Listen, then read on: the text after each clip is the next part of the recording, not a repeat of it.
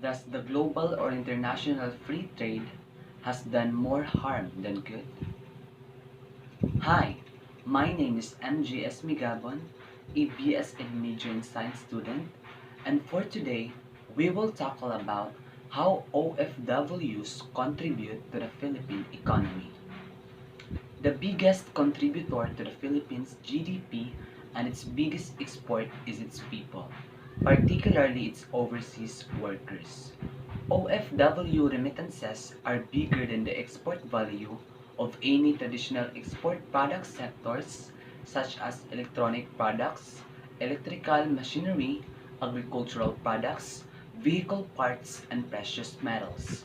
The cumulative OFW remittances in 2017 amounted to $31.3 billion according to Bangko Sentral ng Pilipinas and Philippine Statistics Authority. It came from the total cash remittances of $28.1 billion and $3 billion of whose personal remittances in cash and in kind. Overall remittances from Filipino workers abroad accounted for 10% of the country's GDP, which stood at $313.6 billion.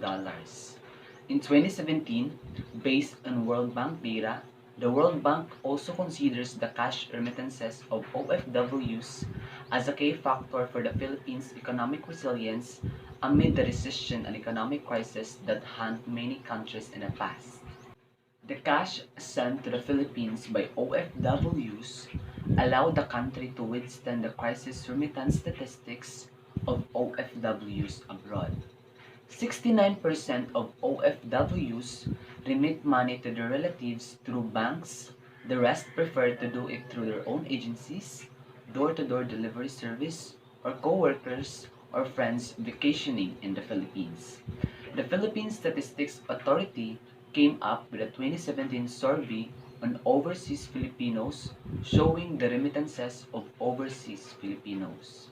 The total remittance sent by OFWs during the period of April to September 2017 was estimated at 205.2 billion pesos. These remittances included cash sent home, which is 146.8 billion pesos, cash brought home, which is 48.3 billion pesos, and remittances in kind, which is 10.1 billion pesos, which is shown in Table 6 and Figure 6. The majority of OFWs sent their remittances through banks are 62.8%, while the rest use agencies or local offices are 3.1%, door-to-door delivery, which is 0.8%, friends or co-workers, which is 0.1%, or other means, which is 33.1%. Each OFW remitted an average of nearly 100,000 Philippine pesos that year. The lure of foreign jobs that pay more and in foreign currencies has caused the migration of more and more Filipinos to work abroad over the years. There are currently more than 10 million Filipino migrants in different countries, one of the largest groups in the world. 2.3 million of them are OFWs or overseas Filipino workers. The remittances of these overseas workers represent a big portion of what they earn abroad. So how do these remittances contribute to the Philippine economy? The Commission on Filipino Overseas or CFO, an agency tasked with the promotion of interests and welfare of migrants, explained the impact of remittances to the Philippine economy. According to CFO, the flow of the remittances from overseas workers impacts the economy as follows. Number 1, the earnings of Filipino migrant workers are sent to their families at home. They are remitted through the international banking system. Number 2, the amount sent through the international banking system as monitored by the Bangko Sentral ng Pilipinas. Lastly, number 3, the remittances influences the net dollar receipts of the country, raise the domestic living standards, and affects the macro fundamentals of the country. So how remittances have raised domestic living standards? As remittances are received by the OFW's households, they translate into income flows, supporting their consumption and investments for families with other sources of domestic incomes. The remittances they receive become substantial addition to their disposable income, and with more income comes increases in household consumption, which can come in many forms. Households get to spend more on their basic needs like food and clothing, and in other less essential items such as leisure and even in luxuries. With their enhanced spending and consumption, families enjoy an improvement in the standard of living. Their economic position will depend on the amount of remittances they receive and on their present domestic income. The more advanced consumption allocations are for expenditures on house maintenance and improvements and family investments. In many parts of the country where there are OFW households who receive remittances, their houses can be seen changing in appearance and condition, becoming more attractive and sturdier. The positive effect of remittance inflows can be observed and felt by the entire communities where there are OFW households.